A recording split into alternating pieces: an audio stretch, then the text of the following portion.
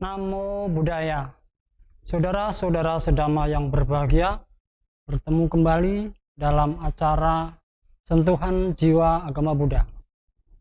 Pada kesempatan yang baik ini, saya akan menguraikan tentang sila atau moral atau etika di dalam kehidupan sebagai seorang rumah tangga.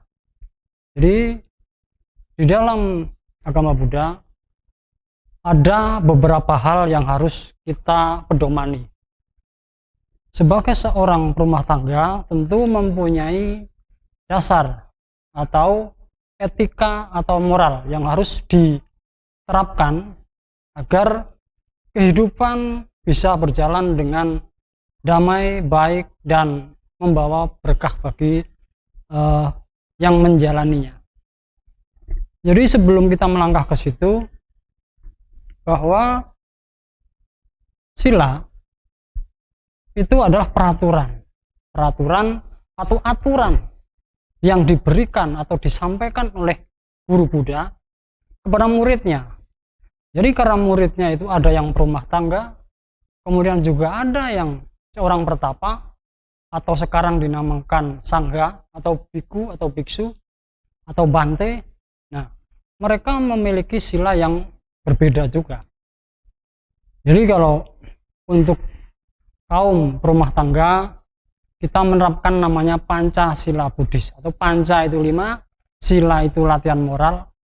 Jadi kita menerapkan 5 latihan dasar atau latihan moral.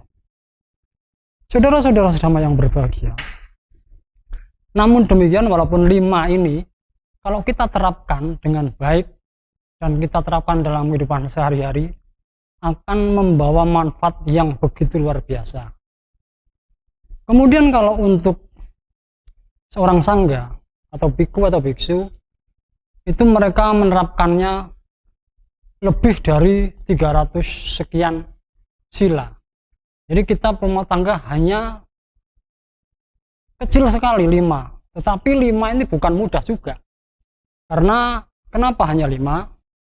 Karena seorang rumah tangga ini banyak hal yang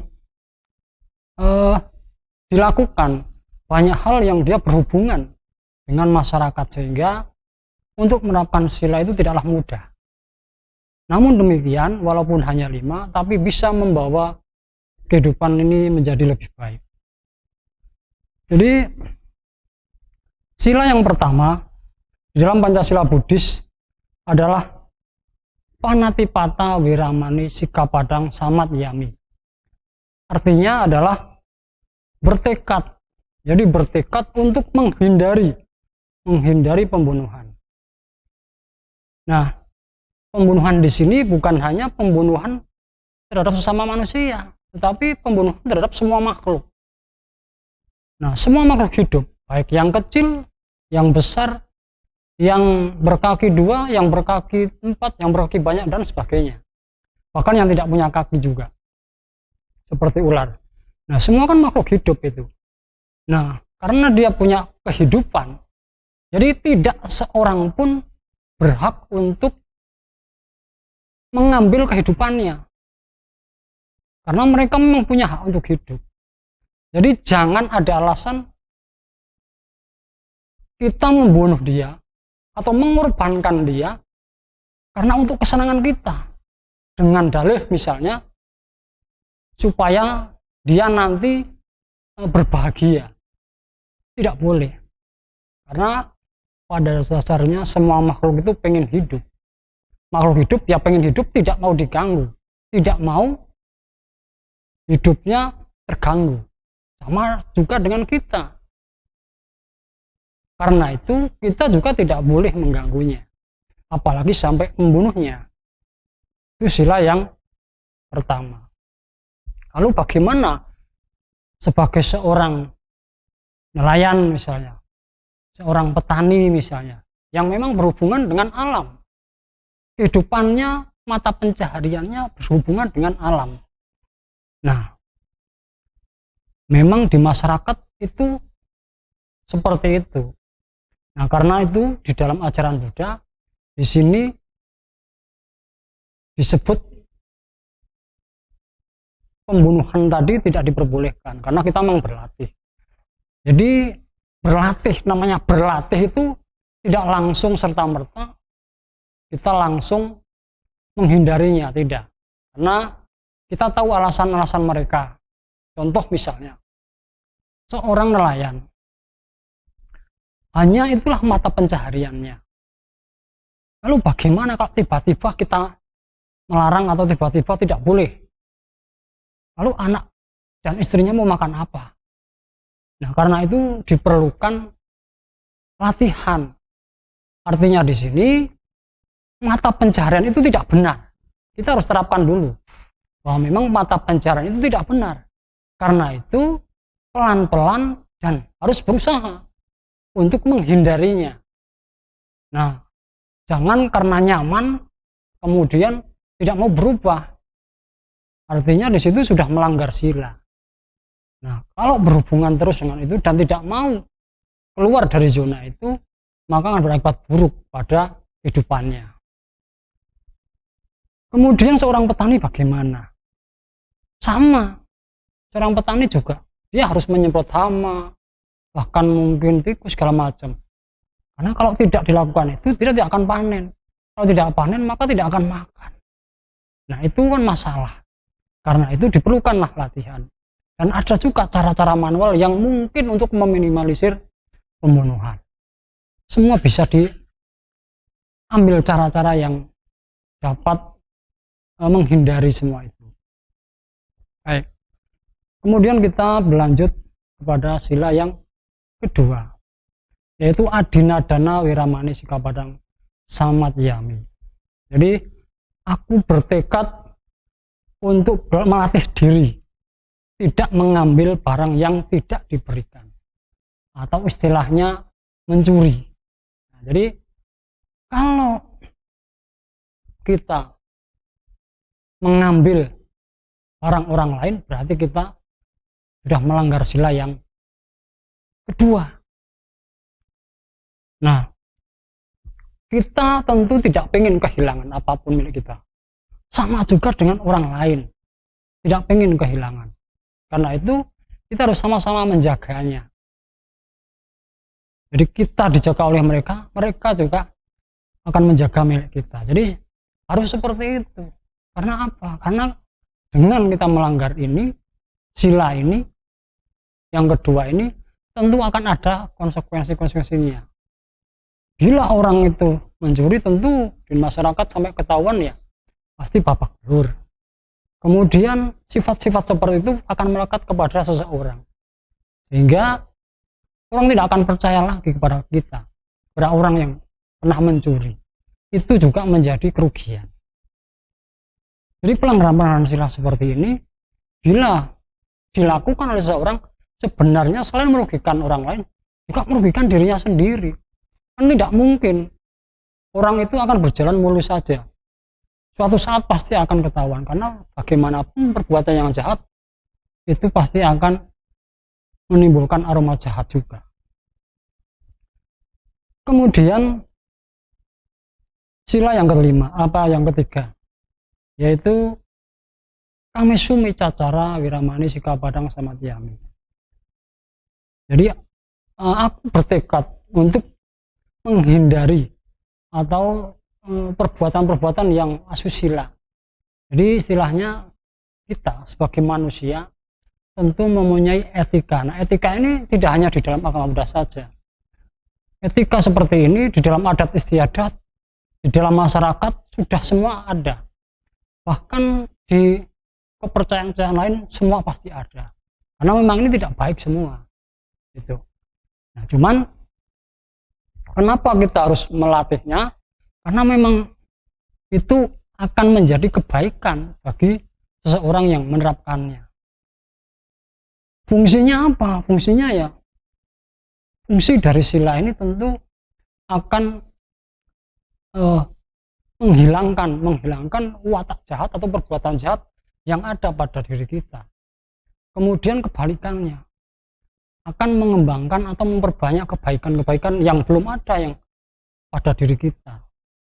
Jadi kebaikan ini kemudian kita kembangkan di dalam masyarakat, maka tentu kita akan mendapatkan efek yang sangat luar biasa di dalam kehidupan bermasyarakat. Bayangkan kalau kita sudah dicap orang sebagai seorang yang sering melanggar sila ini, melanggar asusila ini, jadi kemana-mana kita akan dicemooh orang, dicap orang, bahwa memang orang itu tidak bisa dipercaya untuk hal yang seperti ini. Nah, ini kan merugikan. Nah, pelanggaran-pelanggaran ini nanti pasti ada konsekuensinya, baik secara moral maupun spiritual. Kemudian sila yang keempat yaitu musyawadah. Musyawadah, wiramani, sikapadang, samat, yami. Nah, musyawadah ini kita bertekad untuk menghindari berkata yang tidak benar. Nah, berkata yang tidak benar di sini itu banyak unsurnya. Contohnya misalnya berkata yang tidak benar, berbohong contohnya. Kemudian berkata kasar. Kemudian menggunjingkan orang atau gosip. Kemudian banyak ngomong tapi kosong. Itu semua masuk kategori omongan atau bicara yang tidak benar. Jadi tidak hanya berbohong saja. Nah, ini sangat mudah dibaca, tetapi paling sulit sebenarnya dilakukan karena sering kita tanpa sadar berkata kasar pada orang, menyinggung orang, kemudian tanpa sadar kita telah berbohong. Nah, demi keamanan sendiri dia berbohong. Nah, seperti itu karena memang tidak ada yang melihat, tidak ada yang tahu kalau dia berbohong kecuali dirinya sendiri. Nah, makanya ini dilatih. Makanya latihan untuk menghindari. Di dalam agama Buddha itu tidak ada kewajiban. Kalau melanggar, konsekuensinya ya diri sendiri. Bukan nanti kita dapat dapat dosa, kemudian dapat hukuman. Tidak. Semua kembali ke kita. Kalau kita melanggarnya, maka kita sendirilah yang akan menerima konsekuensinya. Konsekuensinya nyata di masyarakat. Kalau kita sering berbohong, lama-lama orang akan, sekali kita bohongin satu orang, kemudian bohongin lagi satu orang lagi, lama-lama kebohongan kita akan tersebar kemana-mana. Jadi kita dicap pembohong. Kalau sudah dicap pembohong, orang tidak akan percaya lagi kepada kita. Misalnya kita ada usaha apa, kemudian ada orang yang melihat pernah kita bohongi, maka dia akan memperingatkan, jangan bermitra dengan si A misalnya. Kenapa? Karena dulu saya pernah dibohongi, akhirnya nggak jadi. Yang rugi siapa? Ya kita sendiri. Jadi sebenarnya di dalam masyarakat itu punya hukuman sendiri sebenarnya, yang pada akhirnya akan kita terima. Kalau kita sudah dicap orang yang tidak bisa dipercaya, sangat sulit hidup itu. Mau usaha apapun akan sulit, karena apalagi zaman sekarang. Zaman sekarang ini semua modal kepercayaan. Nggak ada barang pun kita zaman sekarang itu bisa beli. Jadi cuman modal gambar, kemudian kita kirim. Nanti ada yang minat, baru kita carikan barangnya, kita kirim. Artinya itu kepercayaan. Karena orang tidak berhadapan langsung. Zaman sekarang seperti itu. Nah, itulah ujian bagi kita sebagai manusia. Karena lama-kelamaan itu akan berkembang lebih dahsyat lagi kemajuan ini. Kalau sila itu tidak kita pegang, tidak kita latih, maka dengan mudahnya kita akan tergoda oleh keinginan-keinginan tadi dengan cara apapun, yang penting kita bisa mendapatkan keuntungan. Kan berbahaya. Baik, kemudian saudara-saudara yang bahagia, sila yang kelima yaitu Surameraya Majapahmadhatana, Wiramani Sikapadang Samat Yami. Aku bertekad akan melatih diri untuk menghindari segala minuman dan makanan yang dapat melemahkan kesadaran. Nah, artinya di sini adalah kita tidak boleh mengkonsumsi baik itu minuman ataupun makanan yang dapat melemahkan kesadaran kita. Kenapa? Karena selain merugikan diri sendiri, tentu nanti akan merugikan orang lain. Kenapa? Karena orang yang kesadarannya lemah, maka tentu akan berbuat sesuatu tanpa kesadaran. Mungkin dia sudah tidak ada rasa malu, tidak ada rasa takut, kemudian akibatnya akan menimbulkan perbuatan-perbuatan yang tidak baik di masyarakat, yang menimbulkan keresahan di masyarakat. Kemudian kerugian bagi orang lain bagaimana? Ya, orang lain akan merasa tidak nyaman, orang lain merasa terganggu. Nah, kalau kita sering melakukan itu, maka di lingkungan kita akan menjadi tidak suka dengan kita, sehingga dimanapun kita hadir di situ, orang akan waspada, artinya menjaga jarak dengan kita. Karena apa? Karena kita adalah dicap sebagai seorang pemabuk, seorang segala macam. Nah, ini berbahaya bagi kehidupannya. Bagaimana dia mau mencari penghidupan yang benar, mencari usaha untuk kehidupannya, kalau semua orang menghindarinya? Karena kita tidak bisa hidup sendiri, kita membutuhkan orang lain, membutuhkan support, membutuhkan bantuan dari orang lain. Tidak ada dimanapun yang bisa hidup sendirian.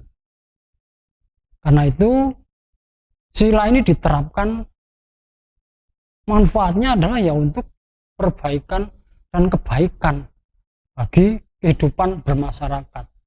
Selain untuk diri sendiri, juga harus bermanfaat bagi orang lain. Jadi kehadiran kita dimanapun kita itu seyogyanya membawa manfaat bagi orang lain. Manfaat sila yang paling besar tidak hanya kehidupan di dunia. Ini manfaat sila yang paling besar adalah seperti disampaikan Sang Buddha. Kalau kita melaksanakan sila dengan baik, setahap demi setahap, maka manfaatnya untuk kehidupan yang akan datang. Kita menjadi, dalam kehidupan saja kita menjadi tenang. Tidak ada rasa was-was. Kok bisa? Bisa, kenapa? Satu, kita tidak pernah berbohong. Maka kita tidak perlu takut. Tidak perlu takut ketahuan bohongnya, karena memang kita tidak pernah berbohong. Jadi apapun tindakan kita, apapun ucapan kita, kita tetap tidak ada rasa was-was, tidak ada rasa khawatir, karena tidak pernah berbohong. Kemudian kita juga tidak pernah mencuri, dan tidak perlu takut ketahuan orang nanti bahwa kita tuh mengambil barang orang. Memang kita tidak melakukannya. Jadi sudah jelas nyata kan itu, nyata bahwa akan menimbulkan ketenangan. Dimanapun kita berada akan menimbulkan ketenangan, karena orang juga merasa bahagia dengan kehadiran kita bila kita menerapkan sila. Kenapa? Karena memang kita sering memperdomani 5 latihan yang memang dianjurkan oleh guru Buddha kita.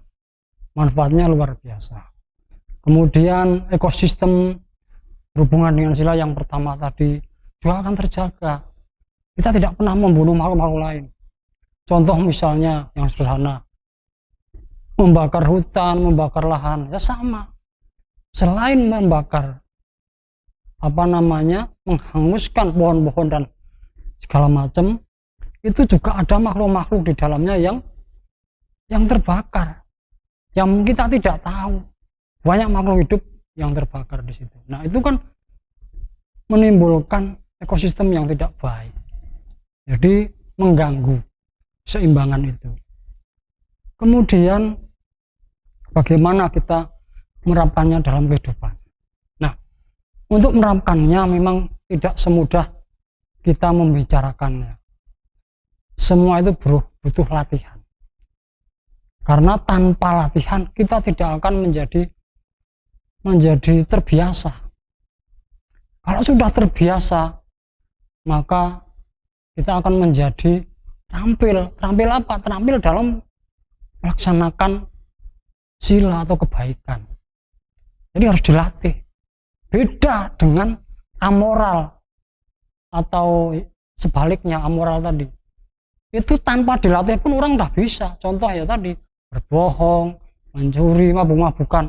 Hanya perlu bergaul dengan mereka yang memang sering mabuk-mabukan, lama-lama dia akan mabuk juga. Sekuat apapun. Kenapa ya? Karena pengaruh tadi. Nah, itu kan tidak perlu latihan. Tapi kalau yang baik seperti ini memang perlu latihan. Kalau kita tidak ada tekad untuk berlatih, kemudian tidak ada kemauan, tidak akan mampu, tidak akan bisa. Contoh saya yang sederhana, berbohong saja atau berkata kasar saja, itu sering kita langgar. Nah, itu diperlukan latihan. Kalau udah sering berbohong, dia bahkan tidak sadar kalau dia itu berbohong. Wah, kacau sudah. Karena saking terampilnya berbohong tadi, terbiasaannya tadi, kan berbahaya. Sehingga banyak orang, makanya tipe-tipe orang di masyarakat tuh banyak sekali. Ada yang berbohong kok enak saja, tanpa rasa dosa, tanpa rasa khawatir, tanpa rasa takut, tanpa rasa malu. Nah, ini sudah sangat akut. Artinya penyakit itu sudah sangat akut. Jadi untuk mengobatinya pun juga perlu waktu. Nah, marilah kita laksanakan pedoman ini, sila ini, hanya 5 ini. Tidak perlu sekaligus. Namanya latihan ya, kita satu tahap demi tahap. Jadi tanpa dilatih semuanya pasti akan sulit. Tapi kalau kita mau akan mudah. Apalagi kita bergaul dengan orang-orang yang baik, akan lebih mudah. Nah, itu Sang Buddha mengatakan bahwa salah satu berkah utama itu kita hidup di antara orang-orang yang baik. Kalau sebaliknya kita hidup di antara orang-orang yang jahat, itu jelas bukan berkah utama. Karena itu untuk melatih sila tadi diperlukan dorongan dari teman-teman sekeliling kita. Caranya apa? Ya bergaullah dengan mereka yang baik, yang memang tidak pernah, yang merasa malu kalau berbohong, kemudian takut akibat dari perbuatan berbohong, yang disebut diri otapa tadi. Jadi takut melaksanakan perbuatan jahat dan malu berbuat jahat. Bagaimana kalau orang sudah tidak punya rasa malu berbuat jahat, kemudian tidak punya rasa takut berbuat jahat? Ya pasti akan melakukan kejahatan terus. Nah, karena itu penting bagi dunia ini, masyarakat ini, untuk menciptakan yang damai, dunia yang damai, yang aman, ya harus melaksanakan namanya sila atau moral, etika. Nah, kita dianjurkan untuk itu. Selain mendapatkan ketenangan, manfaatnya apalagi? Kita dalam kehidupan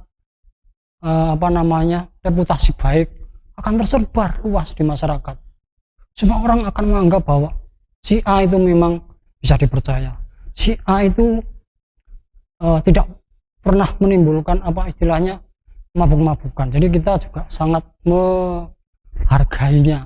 Karena itu keberadaan kita dimanapun pasti akan mendapat tempat. Itu ya.